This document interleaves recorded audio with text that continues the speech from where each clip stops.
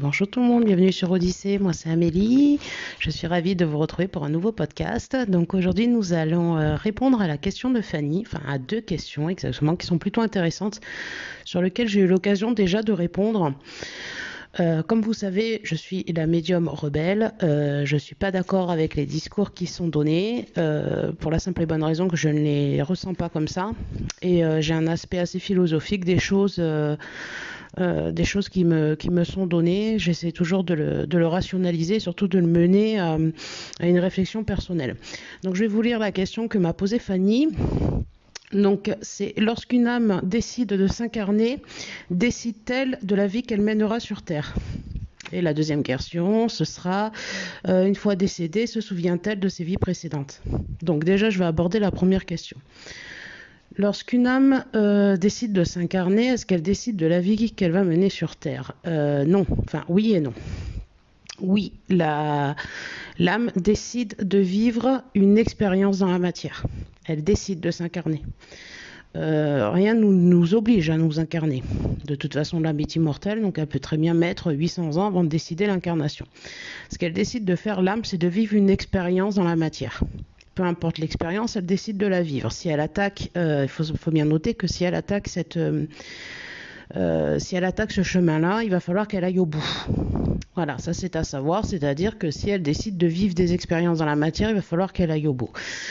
C'est pas forcément le cas de toutes les âmes. Toutes les âmes ne décident pas de s'incarner, elles sont sur des strates différentes, enfin c'est bien compliqué, il faudra qu'on revienne dessus. Là on va s'arrêter sur nous en fait, en tant qu'être incarné, qu'est-ce qui se passe? Alors non, on choisit de vivre une expérience dans la matière, on ne choisit pas de naître au Soudan, on ne choisit pas qu'on va avoir une maladie mortelle à l'âge de 14 ans.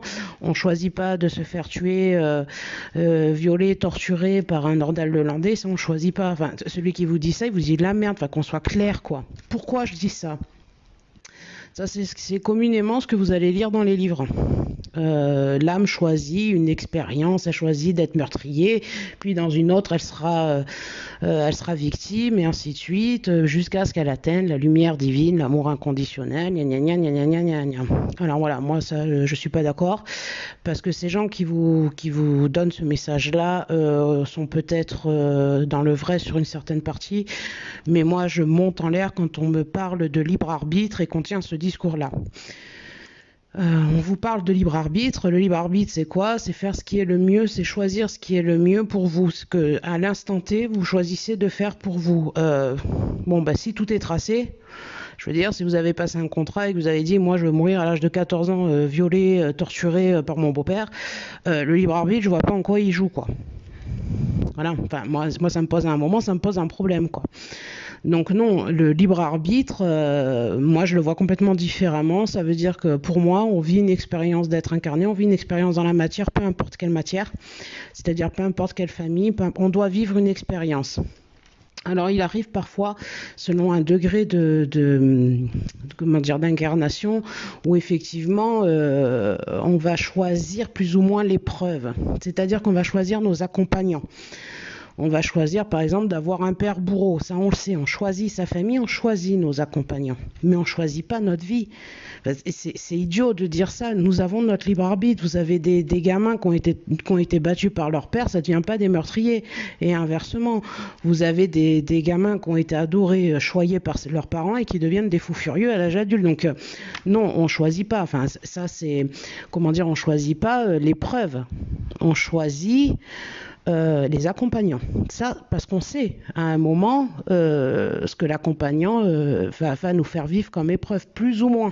Attention, on met des bémols. Parce que nous avons le libre arbitre. Moi, je vois l'incarnation complètement différemment. Pour moi, l'incarnation, comme je le dis très souvent dans d'autres vidéos ou d'autres podcasts, pour moi, l'incarnation est un labyrinthe qui va se mener en plusieurs incarnations. On entre dans ce labyrinthe dès la première incarnation et forcément, un labyrinthe, vous avez des chemins, des faux chemins, des mauvais chemins, des bons chemins qui vont vous faire avancer. D'autres, vous allez être obligé de faire demi-tour jusqu'à atteindre, là pour le coup, c'est pas de sortir, c'est d'atteindre le centre. Le centre, c'est vous, c'est votre connaissance de vous, c'est votre lumière intérieure. Pour moi, c'est ça. Donc évidemment, il va falloir plusieurs vies. Évidemment, vous allez vous tromper de chemin. Ben, le libre arbitre, ça va être le mauvais chemin que vous avez pris. Par exemple, est-ce que vous choisissez de faire demi-tour? Est-ce que vous choisissez de taper dans le mur tête première en espérant que ça aille bien? C'est ça le libre arbitre. C'est juste un moment la décision que vous allez prendre pour avancer. Donc dire que on choisit nos épreuves, non, moi je vais pas du tout dans ce concept-là. Je suis pas du tout d'accord avec ça. Encore une fois, ça c'est très New Age. À partir du moment où on vous dit oui, mais de toute façon tout est écrit, bah, si tout est écrit, c'est très bien. À quel moment vous allez évoluer? Non, tout n'est pas écrit. Heureusement, j'ai envie de dire, sinon ça n'aurait aucun intérêt de s'incarner. On a un plan, on va vous dire, ben voilà, vous allez décéder, je vous dis une bêtise, hein, évidemment j'extrapole, vous allez vivre 200 vies, et puis dans les 200 vies, vous allez en vivre 150, c'est de la merde. Non, mais évidemment que ça se passe pas comme ça, évidemment. Donc voilà, pour moi l'incarnation, c'est pas du tout on a fait le choix, on fait le choix de vivre la matière. On fait le choix de développer l'ego. On fait le choix de se trouver, tout ce choix-là, les problèmes qui vont se greffer à l'incarnation, ils sont liés à la matière. Mais est-ce qu'on va la transcender? C'est ça qui va faire l'évolution, en fait. C'est votre capacité à transcender les problèmes. Le libre arbitre, il agit là. Si tout est écrit, le libre arbitre, il n'a plus d'intérêt. Enfin, pour moi, ceux qui vous tiennent ce discours-là, moi, à un moment, j'ai un problème. À quel moment le libre arbitre agit? Voilà, donc moi je veux bien qu'on me dise que voilà, j'ai choisi à 42 ans d'avoir un cancer. Ok, très bien, à quel moment le libre arbitre agit? Si déjà tout est écrit. Est-ce que j'ai une possibilité d'évolution?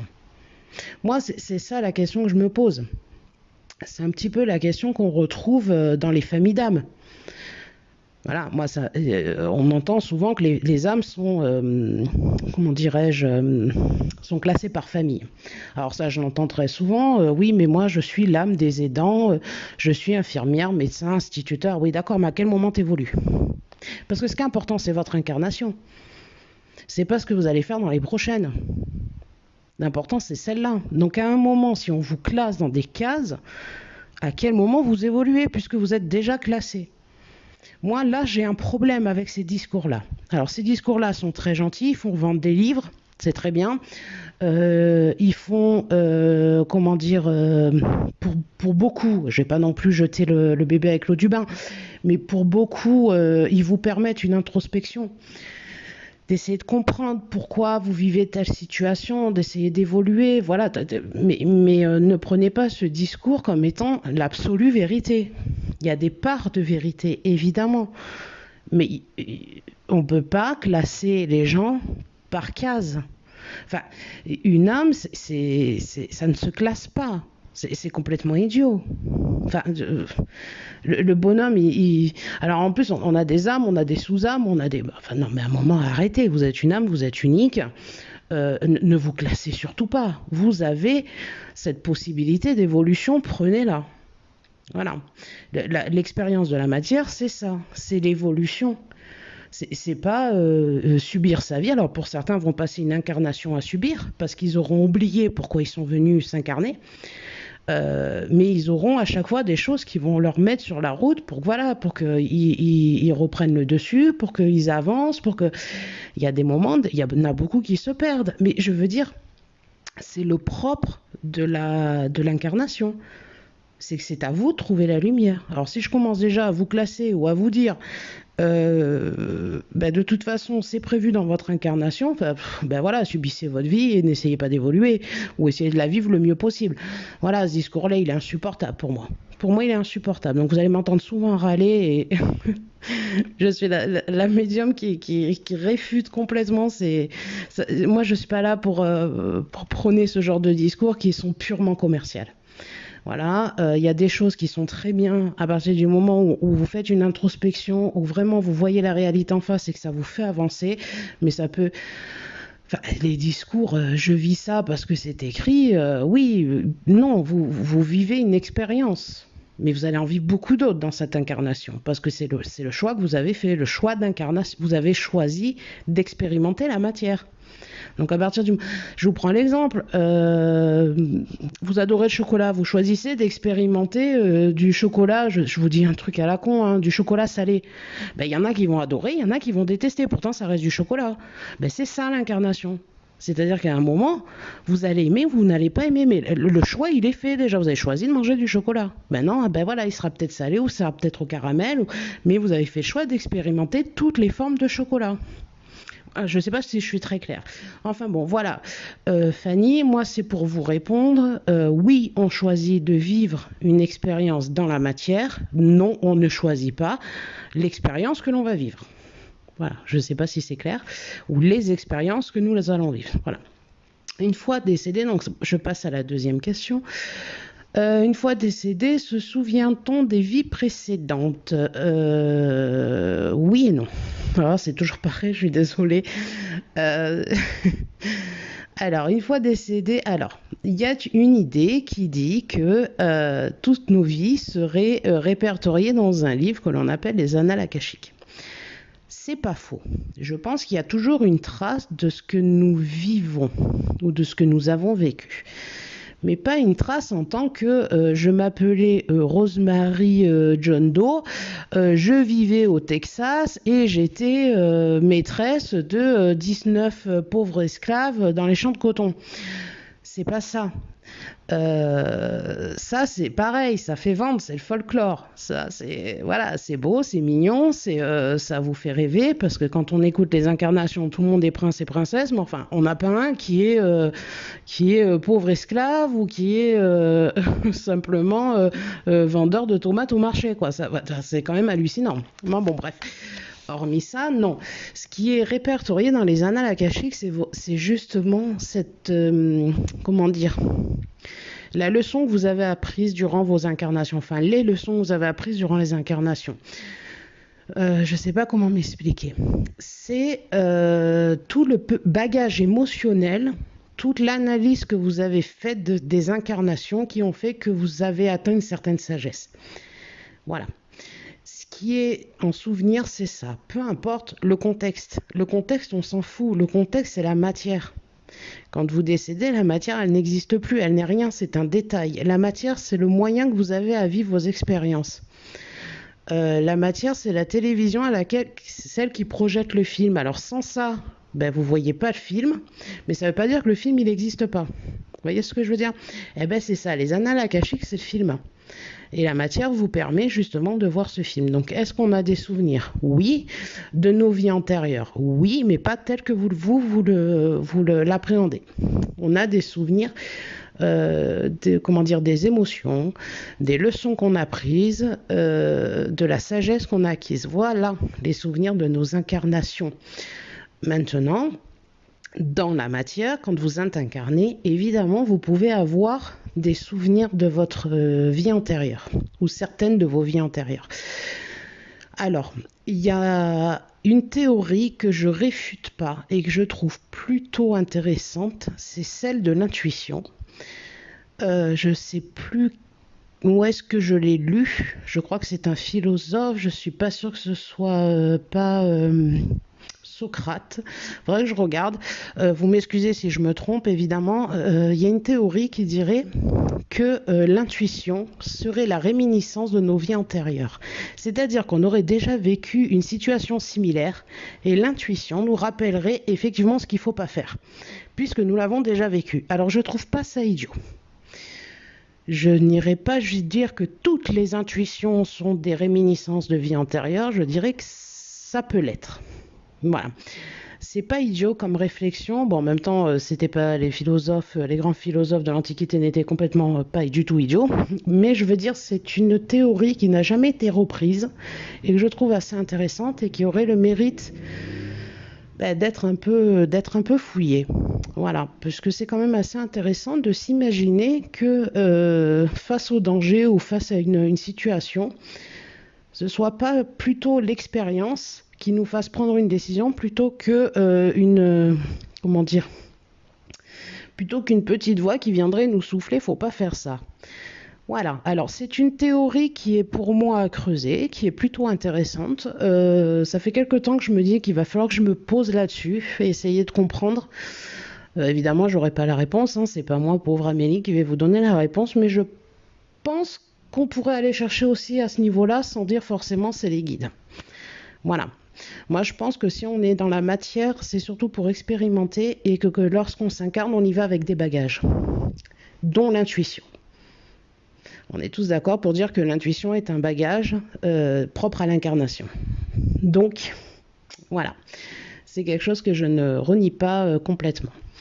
Donc voilà, j'espère Fanny et les autres avoir répondu à cette question, enfin à ces deux questions qui sont plutôt compliquées. Je le fais de manière assez brutale. Parce que j'en ai assez d'entendre tout et n'importe quoi pour moi. Voilà, peut-être que pour certains c'est une vérité et que voilà, ils bondiront en l'air dès qu'ils entendront ce podcast. Au moins, ça aura le mérite de vous faire réagir et réfléchir.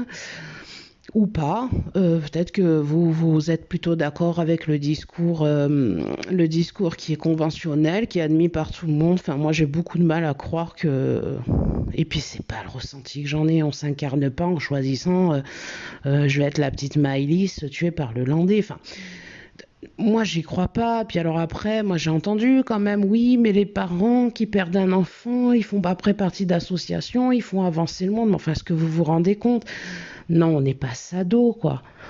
On n'est pas sado-maso, faut arrêter. On choisit pas de s'incarner et de souffrir. On choisit de vivre des expériences. Et le libre arbitre et nos accompagnants, nos âmes accompagnantes, nos parents, nos amis, nos âmes sœurs, tout ça vont nous accompagner et vont faire qu'on va évoluer dans cette matière avec les expériences qu'on va vivre. Mais on choisit pas d'être bourreau, d'être victime. Ça, je pense que c'est surtout fait pour apaiser les consciences et donner une justification à tout, quand il n'y en a pas. On peut admettre que des fois, il n'y a pas de justification. Parce que l'incarnation, c'est ça. C'est aller chercher au fond de soi les ressources. C'est certainement pas trouver une réponse dans des livres. Donc voilà, petit aparté qui a duré un petit peu plus longtemps que prévu. Voilà, j'espère avoir répondu à vos questions. Vous n'hésitez pas.